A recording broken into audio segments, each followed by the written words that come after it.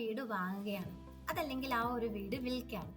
ഇങ്ങനെയൊക്കെ വരുന്ന സമയത്ത് നമുക്കൊരു അപ്രൈസൽ പ്രിപ്പയർ ചെയ്യണം. അതായത് ആ ഒരു വീടിന്റെ കറന്റ് മാർക്കറ്റ് വാല്യൂ എത്രയാണെന്ന് മനസ്സിലാക്കാൻ വേണ്ടിയിട്ട്.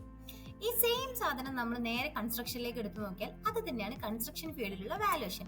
ഒരു കംപ്ലീറ്റഡ് പ്രൊജക്ടിന്റെ വാല്യൂ അസസ് ചെയ്യാന്നുള്ളതാണ് കൺസ്ട്രക്ഷൻ ഫീൽഡിലെ വാല്യൂഷൻ കൊണ്ട് നമ്മൾ ഉദ്ദേശിക്കുന്നത്. നമ്മൾ ഒരു അപ്രൈസൽ തയ്യാറാക്കുന്ന സമയത്ത് ആ ഒരു അപ്രൈസർ കുറച്ച് ഫാക്ടേഴ്സ് ഒക്കെ കൺസിഡർ ചെയ്യും. ലൈക്ക് ആ ഒരു വീടിന്റെ കണ്ടീഷൻ, അല്ലെങ്കിൽ ആ ഒരു വീടിന്റെ ലൊക്കേഷൻ, അതേപോലെ കറന്റ് മാർക്കറ്റ് വാല്യൂ, ഇങ്ങനെ കുറച്ച് ഫാക്ടേഴ്സ് ഒക്കെ അവർ കൺസിഡർ ചെയ്തിട്ടാണ് ആ ഒരു അപ്രൈസൽ അവർ തയ്യാറാക്കുന്നത്. അപ്പൊ നമ്മൾ നേരെ കൺസ്ട്രക്ഷൻ ഫീൽഡിൽ നോക്കുകയാണെങ്കിൽ നമ്മളൊരു വാല്യൂഷൻ ചെയ്യുന്ന സമയത്ത് ആ ഒരു പ്രൊജക്ടിന്റെ പ്രോഗ്രസ്, അതേപോലെ എന്തൊക്കെ മെറ്റീരിയൽസ് ആണ് യൂസ് ചെയ്തിട്ടുള്ളത്, അതേപോലെ ഒരു ഓവറോൾ ക്വാളിറ്റി, ഇങ്ങനത്തെ കുറച്ച് ഫാക്ടേഴ്സ് ആണ് നമ്മൾ കൺസിഡർ ചെയ്യുക.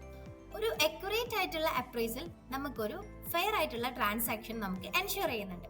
അതേപോലെ തന്നെയാണ് ഒരു അക്യുറേറ്റ് ആയിട്ടുള്ള വാല്യുവേഷൻ നമുക്ക് ഫെയർ ആയിട്ടുള്ള കോൺട്രാക്റ്റുകളുള്ള പേയ്മെന്റ്, അതേപോലെ ടോട്ടൽ പ്രൊജക്ട് കോസ്റ്റ് നമുക്ക് ട്രാക്ക് ചെയ്യാൻ പറ്റും. അങ്ങനെ കുറെ കാര്യങ്ങൾ നമുക്ക് ഈ ഒരു വാല്യുവേഷൻ കൊണ്ട് ചെയ്യാൻ പറ്റുന്നുണ്ട്. So think valuation is a construction equivalent of a home appraisal. Join us next time as we continue to break down quantity surveying concepts.